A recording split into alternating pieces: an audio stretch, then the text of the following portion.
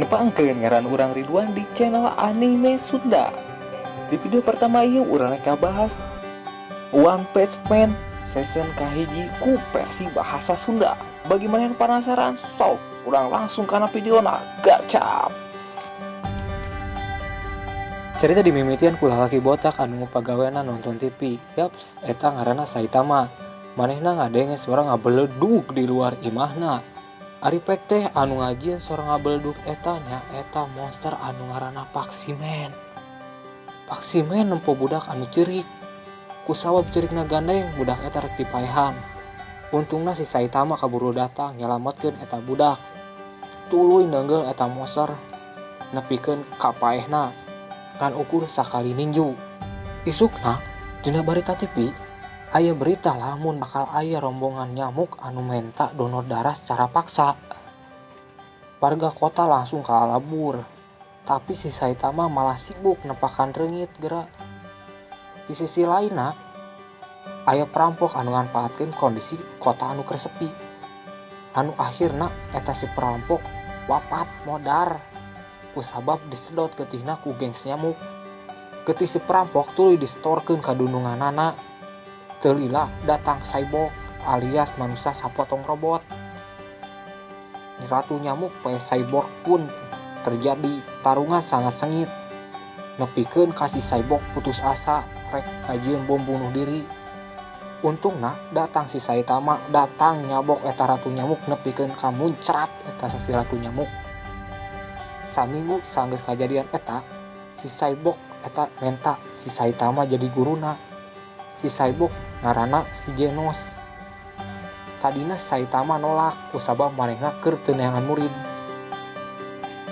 Kusabab si cyborg na curhat masa lalu na nu penuh duka, suka dan derita. Si Saitama akhirna narima si Genos jadi muridna. Bari rada sangka paksa sih sebenarnya mah. Tiba-tiba si Genos ngadeteksi lamun aya monster anu bakal datang. Genos langsung keluar ngalawan eta monster.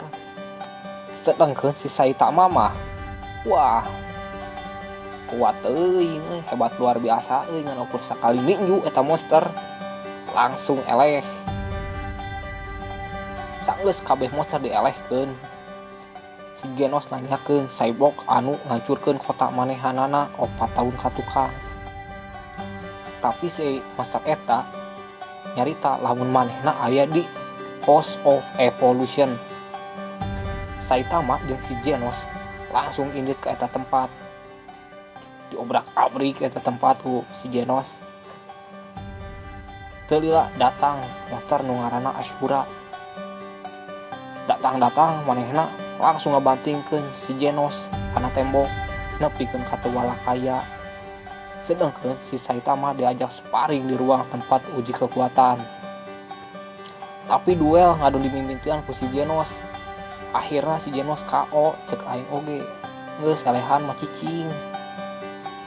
Saitama langsung semangat kusabab aya harapan bakal menang musuh anu leuwih kuat.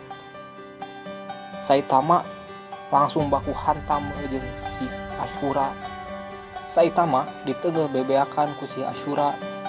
Tapi si Saitama kalem wae nyalese da kuat. Anu akhirna si Saitama teu kuna naon. Si Ashura langsung ngahulang tarik di dinya. Tuluy nanya, "Naha maneh kuat-kuat teuing euy?" Saitama langsung ngajawab, "Lamun manehna butuh waktu 3 tahun nepikeun ka kuat jiga ayeuna." Si Saitama kusabab latihan push up 100 kali, sit up 100 kali, jeung squat 100 kali, tuluy lari 10 km unggal poe nepikeun ka bisa kuat nepikeun ka kitu. Ashura kesel kusabab manehna asa keur dilelewe ku si Saitama. Ashura langsung berevolusi jadi Super Saiyan K2. Siga Son Goku wae teh keula baelah tagok. Sontak Saitama ingat diskon balanja di poe Sabtu. Saitama langsung ngelehkeun eta si Ashura ku sakali ninju. Aing buru-buru yeuh cenah. Genos nu ningali Saitama anu kuat luar biasa ngahulang tarik. Saitama langsung buru-buru balik kusabab maneh rek balanja. Isukna dina berita kota aya penjahat nyaeta gengs anu keur neangan jalma anu ngaranna Jeneru. Penjahat eta ngaranna Hammerhead. Di sisi lain, Jeneru geus nyewa pahlawan anu ngaranna Sonic, si ninja. Tapi eueuh tina anime Naruto mah tuluy si Sonic neangan gengs Hammerhead. Akhirna si Sonic papanggih jeung gengs Hammerhead di leuweung sisi kota. Anehna langsung garelut, si Sonic langsung ngabantai anak buah si Hammerhead. Anu akhirna si Hammerhead kabur kocar-kacir. Tapi sialna si Hammerhead papanggih jeung si Saitama. Saitama langsung mayokan baju besi si Hammerhead kusabab goreng patut. Si Hammerhead langsung murka ninju si Saitama, tapi Saitama teu kunaon. Anu akhirna baju besi eta diremukeun ku si Saitama. Si Hammerhead langsung kabur bari ti tata ranjang. Teu lila datang si Sonic neangan si Hammerhead. Di dieu urang rada bingung, nah si Sonic nyangka si Saitama anak buah si Hammerhead. Bagi maraneh anu arapa sok komen tina kolom komentar. Saitama tuluy ngomong lamun manehna lain anak buah si Hammerhead. Tapi si Sonic teu percayaeun, tuluy nyerang si Saitama.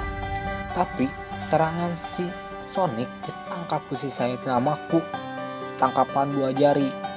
Sonic langsung ngambek rek nyerang deui si Saitama. Tapi di dieu si Saitama ngalawan, tuluy ninju si Sonic. Aduh linu pisan aing mah euy. Linu pokona mah lamun lalaki nempo mah nya tah sakieu heula pembahasan ti anime Sunda.